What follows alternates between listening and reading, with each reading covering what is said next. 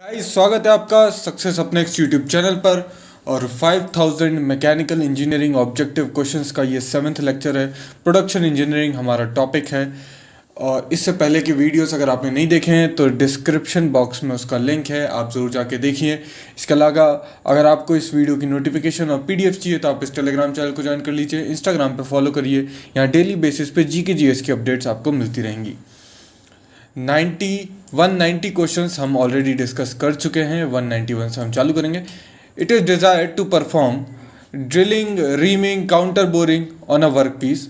हम कौन सी machine use करें जब हमको ये सारे ऑपरेशन परफॉर्म करने हैं? तो इसके लिए यूज़ की जाती है गैंग ड्रिलिंग मशीन।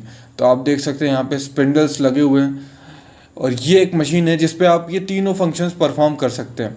यहाँ पे हैंडल है जिससे हम इसको टेबल को एलिवेट कर सकते हैं। ये बेस है जो बेसिकली चिल्ड कास्ट आयरन का बना होगा।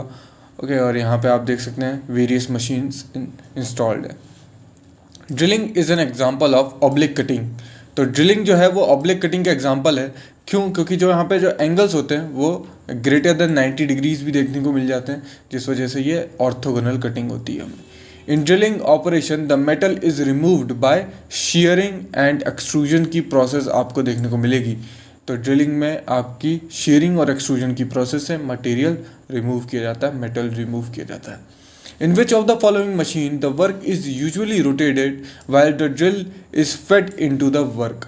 तो इसमें क्या होता है कि वर्क को रोटेट करेंगे हम, जबकि ड्रिल जो है रोटेट नहीं करता। तो डीप होल ड्रिलिंग मशीन्स जो होती हैं इसमें वर्क रोटेट करेगा, ध्यान रखिए। वैसे जब हम नॉर्मल ड्रिलिंग करते हैं तो हमारी ड्रिल रोटेट करते हुए अंदर जाती है, पर इसमें वर्क रोटेट करता है और ड्रिल बस लॉन्गिट्यूडनल मोशन रहता है। वो उसका सिर्फ ट्रांसलेशन मोशन रहेगा, सर्कुलर रोटेशनल मोशन उसका नहीं रहेगा, रोटेशनल मोशन नहीं रहेगा, सर्कुलर।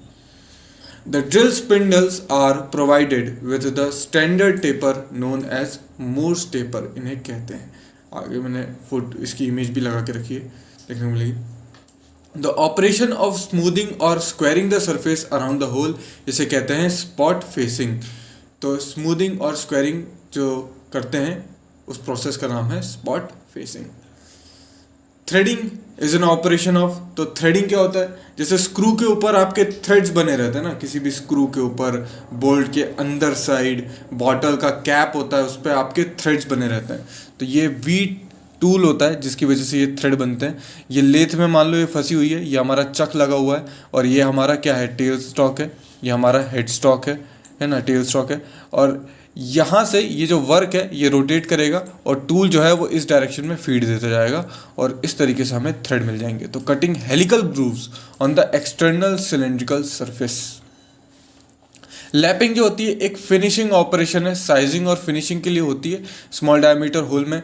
तो यहाँ पे हम एडेसिव और स्लरी डाल देते हैं, वाटर कैरियर वगैरह रखते हैं और इसको बहुत तेज़ी में घुमाते हैं एक डाउनवर्ड फोर्स के साथ, जिसके इसकी फिनिशिंग या साइजिंग का ऑपरेशन देखने को मिलता है। ठीक है, पॉलिश पैड्स आपको दिख रहे हैं। ओके, चलिए आगे बढ़ते हैं। ट्री पैनिंग की बात करें तो इससे हम होल प्रोड्यूस करते हैं, पर होल ऐसा रहेगा कि मान लो आपको ये होल प्रोड्यूस करना है तो ऐसा नहीं कि बीच का सब कुछ गायब हो जाएगा। ये कोने कोने से सरकमफेरेंस उड़ा देगा और बीच का पार्ट अलग निकल आएगा और ये जो बाजू का रहेगा वो अलग निकल आएगा, समझ रहे हैं? तो इस तरीके से ये बीच में फंसाया जाएगा और ये कटर्स जो हैं ये गोल गोल घूमेंगे। तो आप देख सकते, खुद ही सोच सकते हैं, ऐसा गोल आपको एक होल देखने को मिल जाएगा एक हॉलो कटिंग टूल की वजह से। ठीक है, ये बीच में आपका टूल होल्डर है, ये टूल गाइड है, ये फिक्स जॉब है और ये पायलट होल है। तो पायलट होल करते हैं, उसके बाद ये जो कटर्स रहते हैं ये गोल घूमते हैं, जिसकी वजह से एक होल प्रोड्यूस होता है।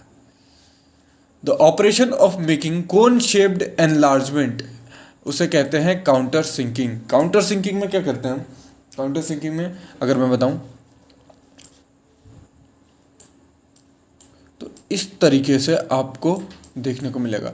ये आपकी फिक्स सरफेस है और हमको अगर इस तरीके से बनाना है और इसके अंदर क्या करेंगे? ऑब्वियसली कोई रिवेट होगी या कोई बोल्ट होगा, तो इस तरीके से हम उसमें माउंट कर देते हैं। ठीक है, तो यहाँ पे हमको क्या मिलती है? ये काउंटर सिंकिंग की प्रोसेस देखने को मिलती है। द ऑपरेशन ऑफ स्मूथिंग और squaring surface around the hole is known as spot facing. फिर है the hole drilled for tapping should be smaller than that the tap size by twice the depth. तो जो hole drill कर रहे हैं हम tapping के लिए, वो छोटा होना चाहिए, कितना, ट्वाइस छोटा होना चाहिए डेप्थ ऑफ थ्रेड से, ठीक है। The cutting speed for counter boring should be, तो काउंटर बोरिंग के लिए जो स्पीड चाहिए होती है वो ड्रिलिंग ऑपरेशन से ज़्यादा चलती है। ड्रिलिंग में क्या होता है, आप पहले एक होल बना रहे हैं, तो जब शुरुआत में होल बनाते हैं हम, तो वो बहुत ही धीमे से बनाते हैं, स्लो स्पीड पे बनाते हैं, और फिर जैसे ही हमारा होल बन जाता है तो हम बोरिंग वगैरह, काउंटर बोरिंग वगैरह करने के लिए हम ज़्यादा स्पीड पे मेटल कट करते हैं। Which of the following operation is first perform, तो सबसे पहले कौन सा परफॉर्म किया जाता है, तो पहले ड्रिलिंग करेंगे, ड्रिलिंग करने के बाद उसको अगर हमको एनलार्ज करना है तो हम बोरिंग करेंगे, फिर हम स्पॉट फेसिंग करेंगे और फिर टैपिंग करेंगे। टैपिंग से हम थ्रेड बनाते हैं, इंटरनल थ्रेड बनाते हैं, ठीक है, इंटरनल थ्रेड। चलिए ड्रिलिंग टूल के बारे में देख लेते हैं, क्योंकि आगे के क्वेश्चन इसी पे बेस्ड आएंगे। तो ड्रिलिंग टूल, जिनको हम ड्रिल्स भी कहते हैं, ये राउंड होल बनाने के लिए यूज़ होती है किसी भी वर्क में। अब ये किस टाइप की हो सकती हैं, ये फ्लैट ड्रिल हो सकती हैं, ये सबसे सिंपल टाइप की ड्रिल होती हैं जिसमें कटिंग एजेस जो होती है वो बिविल्ड होती हैं 60 डिग्रीज पे। फिर स्ट्रेट फ्लूटेड ड्रिल होती हैं, ये होल बनाना हो ब्रास में, कॉपर में, ब्रास क्या है, कॉपर और जिंक का अगर फंडामेंटली 50% होता है। अच्छा, मैं ऑलरेडी एक वीडियो बना चुका हूँ जिसमें ये ब्रास, ब्रोंज और जितने भी आपके एलॉयज़ होते हैं उन सारों एलॉयज़ का क्या कंपोजिशन है, क्या यूज़ है, क्या एप्लीकेशन है, इन सब पे ऑलरेडी वीडियो है। आप प्लेलिस्ट में जाके विजिट कीजिए या डिस्क्रिप्शन बॉक्स में भी उसका लिंक आपको मिल जाएगा, ठीक है। तो उसको ज़रूर से देखिए, एग्जाम्स में क्वेश्चन पूछा जाता है, आपसे पूछ सकता है कि ब्रास में कौन कौन से एलिमेंट प्रेजेंट होते हैं, कॉन्स्टिट्यूएंट एलिमेंट बताओ ब्रास के या ब्रॉन्ज के या इनवार के, नाइक्रोम के। तो वो सारी चीज़ें मैंने वहाँ पे कवर की हैं। ट्विस्ट ड्रिल होती है, ट्विस्ट ड्रिल में क्या होता है, एंड कटिंग टूल होता है विथ 2, 3, 4 कटिंग लिप्स। तो इसमें मल्टीपल कटिंग लिप्स आपको देखने को मिलेगी। It has cylindrical body on which grooves are cut, ठीक है। आगे आपको फोटोज भी देखने को मिलेगी, इमेजेस भी मैंने बहुत सारी ऐड की है। These grooves are called fluids. While drilling, drill is held in a shank, तो ये आप देख रहे हैं, ये जो पीछे का हिस्सा है ये शैंक है और ये होल्डर के अंदर ही चला जाता है। ये इसका नेक वाला पार्ट है और ये आपकी फ्लूइड्स बनी हुई है, ये आपकी हेलिकल फ्लूइड्स बनी हुई है, ठीक है। और इन्हीं हेलिकल फ्लूइड्स में जब ये मटेरियल के अंदर जाती है ना, तो यहाँ से चिप निकलती है, वो भी इमेजेस में आपको आगे देखने को मिलेगी। शैंक में भी पैरेलल और tapered as shown in the figure, तो आप देख सकते हैं यहाँ पे ये स्ट्रेट है ना, पैरेलल है, और यहाँ पे टेपर्ड है, ठीक है। और ये बॉडी क्लियरेंस, कटिंग एज आपको आगे देखने को मिलेगी, सबसे आगे कटिंग एज होती है, ठीक है। ये लैंड पोर्शन देखने को मिलेगा जो फ्लूइड्स के ऊपर है। तो ये जो बॉडी होती है जहाँ पे आपके फ्लूइड्स बने हैं उसे कहते हैं बॉडी, और ये जो पीछे का जो स्ट्रेट आपका है ये शैंक कहलाता है, ठीक है। फिर parallel shank is provided on small size drill, जो स्मॉल साइज ड्रिल होती है उसमें पैरेलल शैंक प्रोवाइड की जाती है। टेपर्ड शैंक जो होती हैं उसमें जो टेपर यूज करते हैं वो मोर्स टेपर होता है। The twist drill are made of either carbon steel, high speed steel की बनाई जाती हैं, और इट इज़ स्पेसिफाई, अगर आपको बताना है कि आपको कैसी ड्रिल चाहिए तो आप उसका शैंक की जो लेंथ है उससे, डायमीटर से बता सकते हैं। मटेरियल कौन सा मटेरियल की आपको ड्रिल चाहिए, या डायमीटर कितना है, कितने होल की आपको चाहिए, तो इन सारी चीज़ों से स्पेसिफाई करते हैं। वेरियस ट्विस्ट ड्रिल्स के एक एंगल्स होते हैं, वो एंगल्स के बारे में भी जान लीजिए, एग्जाम्स में पूछे जाते हैं। पॉइंट एंगल, तो पॉइंट एंगल जो होता है वो इंक्लूडेड होता है 2 lips projected upon plane parallel to drill axis and parallel to cutting lips. तो आपने ये ड्रिल देखी थी, इसकी ये कटिंग एक्सिस होगी और ये जो प्लेन है इसके बीच में जो एंगल होगा वो आपको पॉइंट एंगल देखने को मिलेगा। पॉइंट एंगल अलग अलग मटेरियल के लिए अलग अलग होता है। यूजुअली इसकी स्टैंडर्ड वैल्यू आपको 118 डिग्री देखने को मिलेगी, मगर अगर मटेरियल सॉफ्ट है, प्लास्टिक है, फाइब्रस मटेरियल है तो हम 90 डिग्री यूज़ करेंगे। माइल्ड स्टील अगर है तो हम 118 डिग्री, और ब्रास वगैरह के लिए 118 डिग्री यूज़ करेंगे। 135 डिग्री यूज़ करते हैं स्टेनलेस स्टील के लिए, और जैसे जैसे मटेरियल और ज़्यादा हार्ड होने लग जाएगा हम इसको और ज़्यादा बढ़ाते जाते हैं। In general the point angle is kept less than 118 degree for soft material and more than 118 degree for harder alloy steel। Lip, relief या फिर क्लियरेंस एंगल की अगर मैं बात करूं तो ये एंगल फॉर्म होता है फ्लैंक और एक प्लेन जो कि राइट एंगल है ड्रिल एक्सिस से उसके बीच में, जो इसकी जो वैल्यू है वो 12 डिग्री से लेके 15 डिग्री के बीच में वैरी करती है, और एंगल इंक्रीज किया जाता है for soft material under heavy load. The angle may be increased for drilling soft material under heavy loads. Chisel edge angle की बात करें तो ये एक ऑब्ट्यूज एंगल है, ठीक है, तो ध्यान रखना ये ऑब्ट्यूज एंगल है included between chisel and lip viewed from the end of the drill, और ये 120 से 135 डिग्री के बीच में रहता है। फिर बहुत इंपॉर्टेंट दो एंगल इसमें बहुत ज़्यादा इंपॉर्टेंट है, ये पहला और ये आखिरा। It is the angle formed by the leading edge of the land and plane having axis drill. It is usually 30 degree का होता है। लो हेलिक्स एंगल ड्रिलिंग करने के लिए होंगे brass, whereas the high helix angle aluminium के देखने को मिलेगा। ब्रास के लिए हेलिक्स एंगल कम, एल्यूमिनियम के लिए ज़्यादा। A 15 mm drilling machine means that it can drill a hole of maximum 15 degree के डायमीटर का। 15 mm ड्रिलिंग मशीन है तो मतलब 15 mm मैक्सिमम डायमीटर होल आप डिग कर सकते हो, ठीक है। Cutting angle of a flat drill, cutting angle जो फ्लैट ड्रिल का होता है, अगर आपसे एग्जाम में पूछे तो वो 90 डिग्री से लेके 120 डिग्री के बीच में वेरी करेगा। द रिलीफ और clearance angle at the cutting edge flight varies, तो रिलीफ और कटिंग एज 3 से 8 डिग्री के बीच में रहेगा, ठीक है। The drill considered as cutting tool having zero rake is known as, इसे कहते हैं स्ट्रेट फ्लूटेड ड्रिल। ये हम पहले भी देख चुके हैं, थ्योरी जो हमने पढ़ी थी। देख सकते हैं जो स्ट्रेट फ्लूटेड ड्रिल होती है वो कुछ इस तरीके से होती है, इसमें फ्लूइड जो है वो हेलिकल नहीं होंगी, ये सीधी सीधी फ्लूइड्स बनी होंगी, ठीक है। तो ये आपको ब्रास, कॉपर या सॉफ्ट मटेरियल को ड्रिल करना है तो स्ट्रेट फ्लूटेड ड्रिल हम यूज़ करते हैं। और दूसरी होती है twisted drill, is a and cutting tool होती है, और इसमें देख सकते हैं यहाँ पे जो ये ड्रिल थी इसमें जो फ्लूइड थी ये सीधी थी, यहाँ पे आपकी ट्विस्टेड है। तो देखो यहाँ पे मैंने इमेज भी ऐड कर दी है ताकि आपकी बेटर अंडरस्टैंडिंग बने एग्जाम्स में, ओके। तो अगर आपको स्ट्रेट फ्लूटेड ड्रिल याद है तो आप खुद ही देख सकते हैं यहाँ पे जो रेक एंगल होगा वो जीरो होगा, आपको खुद ही इमेजिन करते हैं आराम से बन जाएगा, और यहाँ पे जो एंगल है वो आपको चेंज होते हुए दिखेगा।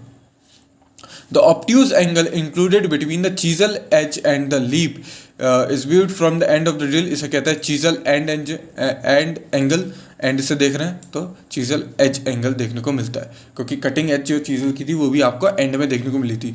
The angle included between the two lips projected upon the parallel to the axis and parallel to the cutting tool lips is known as helix angle। तो ये डेफिनेशन थी, पढ़ी थी हमने, correct. The lip angle is the angle formed by the flank and a plane right angle to the drill axis। Okay, तो ये बिल्कुल इसमें कुछ, चलो इसको मैं बाद में कवर कर लूँगा ना, सही से आ नहीं पाया। The angle formed by the leading edge of the land with the plane having the axis of the drill, इसे कहते हैं हेलिक्स और rake angle. The usual value of helix angle अभी बताई 30 डिग्री होती है। The usual value of point angle वो 118 degree होती है, सॉफ्ट के लिए 118 से कम, हार्ड के लिए 118 से ज़्यादा। द चीजल एज एंगल जो है वो 120 से 135 डिग्री के लिए होता है, ये भी हम पढ़ चुके हैं। हार्डर वाला के लिए जो पॉइंट एंगल है वो मोर देन 118 डिग्री हम रखते हैं, ठीक है।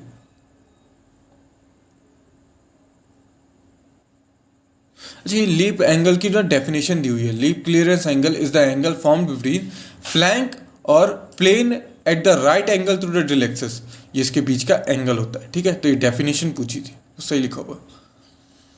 For softer material point angle जो ड्रिल है वो 118 डिग्री से कम होगा, हार्डर के लिए ज़्यादा होगा। इफ द हेलिक्स एंगल जो है वो 30 डिग्री है, then the torque required to drive the drill at a given speed will be more, नहीं होगा यहाँ पे, लेस देन होगा, लेस देन।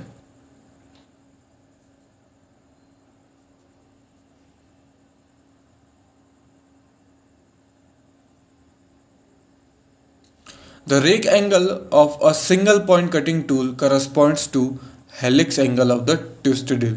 तो जो रेक एंगल होता है of a single point cutting tool वो helix angle of a twisted drill के बराबर होता है। The leap clearance angle should decrease toward the center and the center of the drill than the circumference। तो leap clearance angle decrease करेगा toward the center? नहीं, गलत है। In drilling brass के लिए हमें लो हेलिक्स एंगल चाहिए होता है, ठीक है, 118 हमारा स्टैंडर्ड वैल्यू होता है। In drilling aluminium the drill is helix angle हमको ज़्यादा चाहिए उस केस में, ठीक है। अच्छा, ये हेलिक्स एंगल पूछ रहा है ना, पॉइंट एंगल 118 होता है, हेलिक्स एंगल नॉर्मली 30 होता है, कम रखते हैं ब्रास के लिए, ज़्यादा रखेंगे एल्यूमिनियम के लिए, ठीक है। लो हेलिक्स एंगल प्रेफर किया जाएगा प्लास्टिक्स वगैरह के लिए, ब्रास के लिए। In drilling mild steel the brass, point angle जो होता है माइल्ड स्टील और ब्रास के लिए 118 डिग्री का होता है। इन ड्रिलिंग बेकेलाइट और फाइबरस प्लास्टिक अगर आप ड्रिल करना चाह रहे हैं तो पॉइंट एंगल कितना रखेंगे, उस केस में आप पॉइंट एंगल रखेंगे 90 डिग्री के बराबर। और जैसा कि मैंने बताया हार्ड वर्क पीस होगा तो आपका ज़्यादा होगा 118 से, बाकियों के लिए कम होगा, ओके। तो ये भी आप याद रखिएगा। The point angle of a drill for drilling stainless steel, stainless steel के लिए ज़्यादा हो जाएगा, 135 डिग्री हो जाएगा। The helix angle for drill is more than 30 for drilling, तो हेलिक्स एंगल की बात करें 30 से ज़्यादा एल्यूमिनियम के लिए होता है, बिल्कुल सही। और helix angle of a drill is less than 30 degree for brass, तो ये सारी चीज़ें हम ऑलरेडी देख चुके थे, ठीक है।